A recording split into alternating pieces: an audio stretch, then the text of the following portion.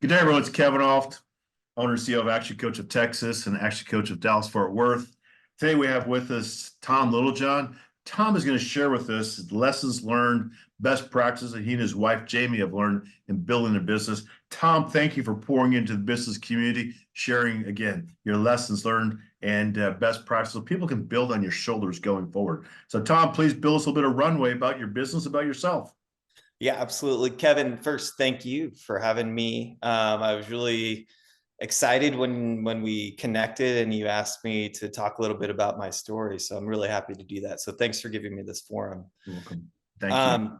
Yeah, and I can say my parents still don't fully understand what I do, but essentially Veridata Insights, we're in the online data collection business. And I think people hear the word insights more and more now. When I started back in 2010, you didn't really hear a lot about the research community, right? It was growing quite a bit, but it wasn't. Now it's kind of an everyday in everybody's household sort of thing.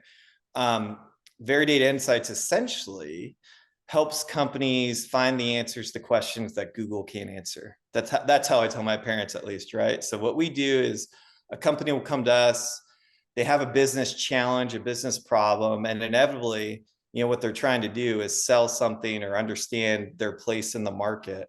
And so what we help them do is develop a research proposal and support that, find the right people to ask the right questions to, and then we have the tools to find them and then to help them analyze that data. And a lot of times it stops there. Every once in a while, our clients like us to go a little bit farther and build dashboards or help maybe do some basic insights for them. Excellent. Oh, that's a very valuable service. As a commercial on TV says, data is the new gold. Right. I think that was one of the things we looked at really early on when we were starting. You're trying to figure out your tagline and stuff like that. And one of them I think we wrote down was data's the new gold, or the new, my wife and business partner Jamie, she's from Odessa, so I think there was something about trying to get black oil go anyway. But yeah, we like that phrase. So if I could ask, what do you attribute your growth to? You've been growing your business. What do you attribute your growth to, Tom? So there's a couple things, but I think it's really basic. There's a lot in my industry about being tech forward and tech centric, and we're a tech platform. And Jamie and I, when we started, we really didn't, we're a response to that, meaning we felt that market research and insights is really a people industry. And one, we're trying to find the right people, but also we're engaging with our clients, and we felt like a lot of the humanity in that interaction was going away. So where I think a lot of our success is we focus on the person in the business. So that starts ground level with the employees that we've been fortunate to hire. It was just Jamie and myself initially, but very early on, we realized we're going to need some help. So thankfully, I asked a colleague of ours who we'd known from previous past, if talked to him about the story, asked if he was interested, and he was all in. He said, yes, want to do it. And then we were reaching out to another previous business acquaintance who I'd worked with before as a consultant, frankly, because we couldn't afford him, right? You need to keep costs down in the beginning to be like, all right, but we need some help. And so he was consulting, and 2 months into that, he said, I believe in what you're doing. I think we can really make a difference. And he came on board as a partner. And those were our first two hires. And I think really we've just been very, very fortunate in building that team to where we don't have to micromanage employees, right? We focus on employees, we take care of them.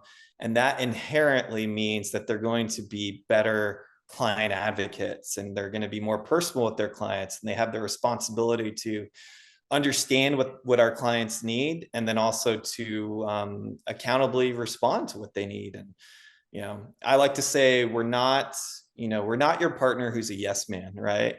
Market research, it's very difficult. There's a lot of different challenges that can come up. You can't just write a book that, oh, I go here and I answer this.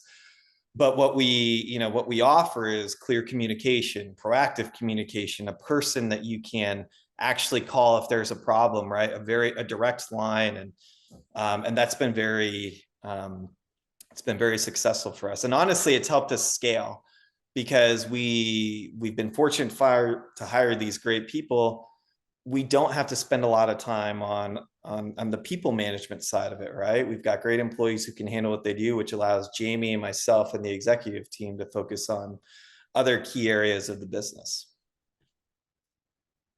Makes all the difference, provides team members are one of the key leverage points Yeah. to be put in place. And the onboarding of them, the training, the continued growth and development. It's interesting. One of my mentors said a long time ago to me, probably 15 years ago, that it's amazing how in the accounting world, employees are looked upon as an expense. Yet plant equipment is looked upon as assets. Reality is team members are the greatest asset any organization has, and they're actually assets that don't depreciate. They actually can increase the amount they contribute and the value to the organization. So they are appreciating assets versus depreciating assets. I mean, that's exactly how I would sum it up too, right? I think the way that I would judge the success of our company is first and foremost our employee retention, right? If we have employees leaving us, something's going wrong. So for me, we have our 5-year anniversary in this May. And one of the things we're proud of is looking at all the employees who've been with us for 4.5, 3, they've come on board and they've stayed. And that to me, it's huge. It is an asset if they stay. But if they're constantly churning out, then it does become an expense. So it's important to keep employees engaged and keep them here for the long haul. On that point, Tom, since we're on the employees, what attributes do you and Jamie look for as you select team members to join you? So for me, I honestly think attitude is by far, it's one of those things that I want to know that I can go to you, and not that you're going to tell me what I want to hear, but even if I ask you to do something that's mundane or boring, you're going to do it with a good attitude. I think attitude's very key. The other thing that we look for that might be unique for us in our business is we need people who are comfortable taking the reins themselves, right? Who don't need a playbook for every specific situation, who can ad lib and who can what's that word, improvise, right? Not saying that we just let them go on their own, but we give them the architecture and then they get to fill it in as they see fit. So we need people who are comfortable not having a specific design box from which to work, which again, that doesn't mean we don't train them, we don't set them on an island of their own, but they do need to have that sort of confidence to be able to do that. And if they don't have it but they want to learn, which comes back to the attitude, we're happy to do that and take that on. So I think those would be the two I say. So what did I say? I said attitude number one, and then the ability not to work or to be able to work off script. What to put that? And a summary word to use, I'll give this to those who are listening to this recording, this business spotlight, is resourcefulness. How resourceful are they? And do some testing during the interview process. Give them some challenges, see how resourceful they are. Yeah. And I found too, it's the sales guys you have to test a lot more because they're good. They're good at having their story, right? If they wouldn't be talking to you if they couldn't get in the door somehow. But with the project managers or the tech team, they're a little more, sincere in how they view themselves. And so you can test them in a little bit of a different way. But yeah, I do think it's something you pick up, and you can pick up pretty quickly in an interview. One of the things that we suggest our clients actually do as we coach clients is on the skills and will testing during the interview process, is actually have a salesperson put forth their plan. How would they plan to be successful? How they plan to hit their metrics? So they actually have to have a written plan of how they hit the success metrics for that particular role. And that typically will start to at least cut out, and you'll see the plan, the quality of the plan, what thinking they put into it. And you always circle back and ask them, so when have you achieved that in the past? Have you been at that production level in the past? So consistently or once in a long while? And that's where I need to get better in the interviewing process. I don't normally do those sorts of specifics, but you're right. It helps. Jamie, she's very good at what you just said and being like, well, how would you do that? Tell me when you've done it. And so, yeah, I agree. I think that does help. So developing the skills and will testing for each position is part of what we do. Just, again, for those who are listening to this particular spotlight, if you're looking for that, that's something we're going to reach out, just saying, because I did not learn that until I got into actually coach 18 years ago. we didn't take it to that degree when I was in corporate America for 25 years. If you had to start your business from square one, Tom, what would you do differently? Man, that is a hard question. I think most of the and there's things you learn along the way, clearly, and things that are surprising. We did have a lawyer very early on to help guide us some things. I feel very strongly there's certain things that you don't go cheap on. Legal work is one, taxes is another. So I felt like we did that really well in the beginning. Um, I think what has been the most challenging is, so part of our business is we need to build, or we want to build, a community of respondents who will actively take part in these surveys and offer insights to our, or offer data to our clients.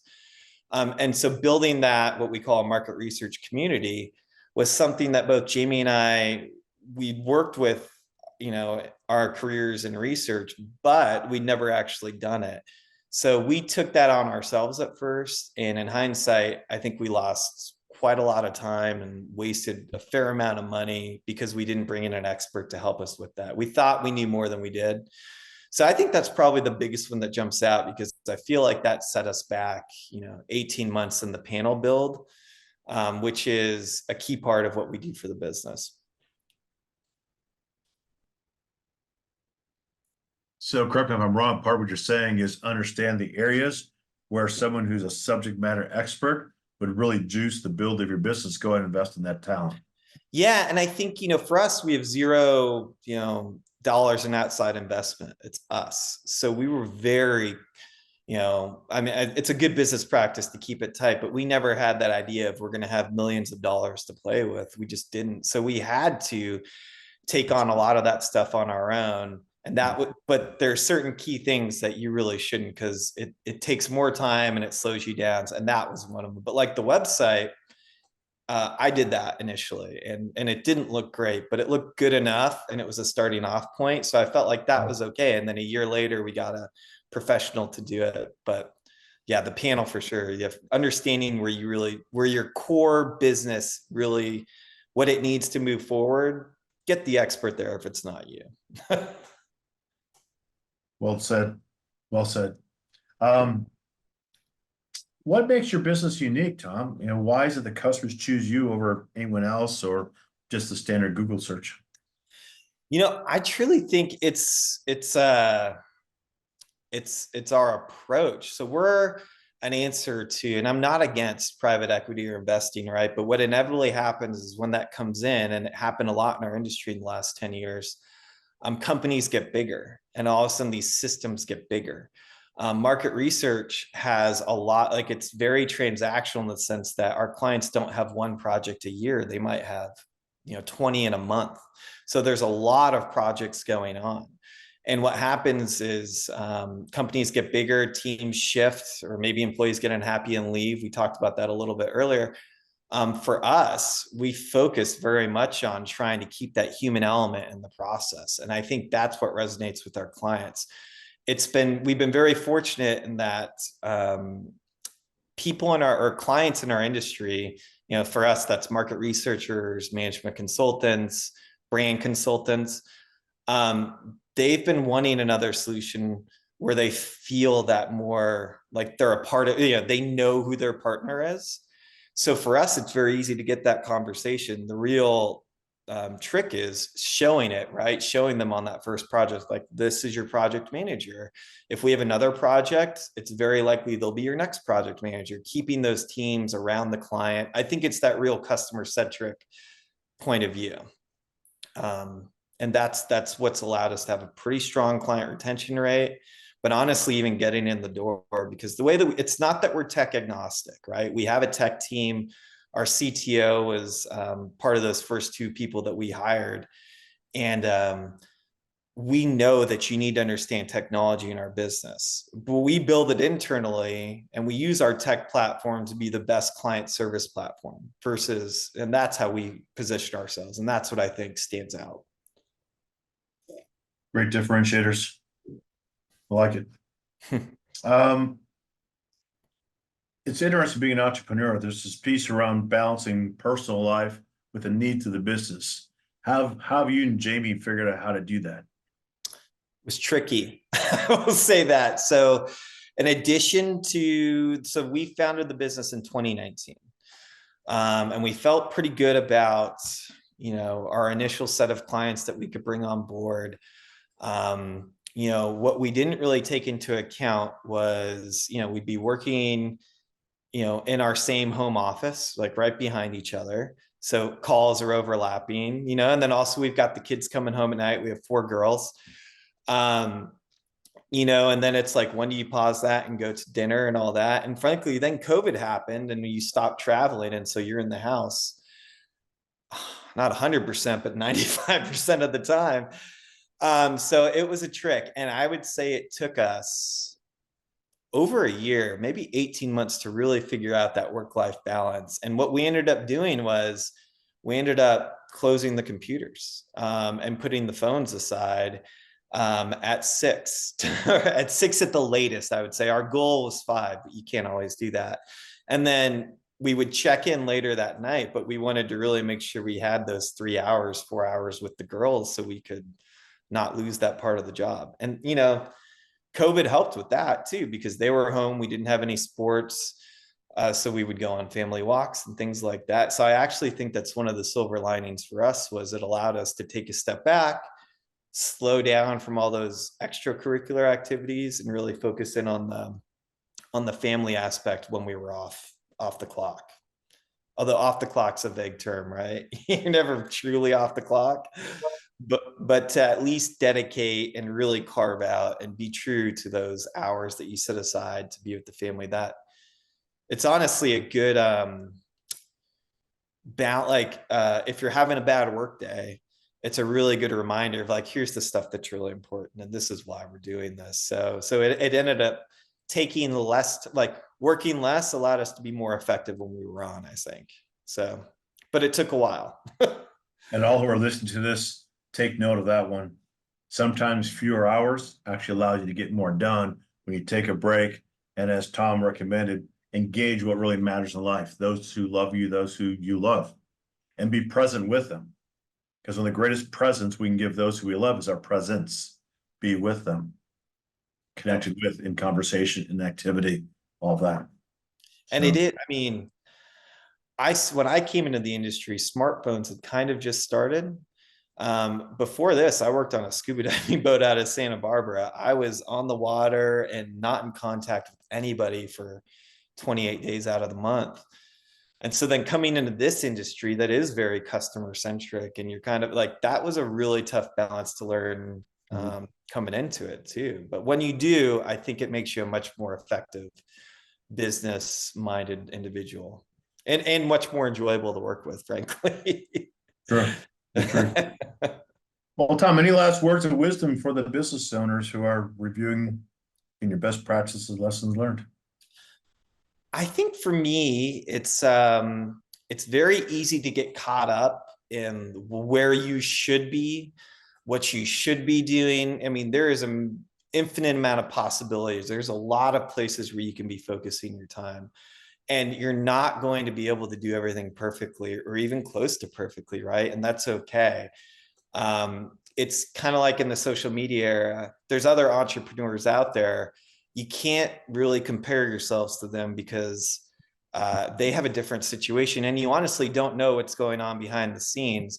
So instead of trying to play catch up, or, oh, they're doing this, we should do this, I think it's helped us a lot to focus in on what do we need to be doing, and what is success being for us. And if you have those two basic tenets down, I think it really helps you be confident in your business decisions and not overextend. Because I think the biggest challenge, and thankfully we get to really feel like this, is if you take on more than you can chew, right? You don't want to get into debt. You want to pay attention to cash flow. But if you're trying to do too much, it's easy to kind of fall down those rabbit holes. So I'd really say focusing on what's important to you, and don't worry about the other people doing what you perceive as something like you are. Like, your business is unique. How you're going to tackle it is unique. And in the end, success is defined how you need it to be defined, not how the outside world tells you. So that'll help, I think, give you peace of mind. Amen to that. To have differentiation, you got to do different. Yeah, exactly. Be good with being unique. So awesome. Tom, thank you so much for sharing again your years of experience. And for those of you listening, how do they get in touch with you and your business? Oh, well, you can reach out to me at Littlejohn at veridatainsights.com. You can also go to our website. I believe there's a contact button there for me. And then honestly, feel free to reach out anytime. I even think my cell's on the website, but if not, I don't mind getting the call, 818-391-0193. Excellent, Tom. Thank you very much. And looking forward to seeing the great and greater growth that you all experience. So thank you. Thank you. Thank you very much for your time. I appreciate it. Welcome.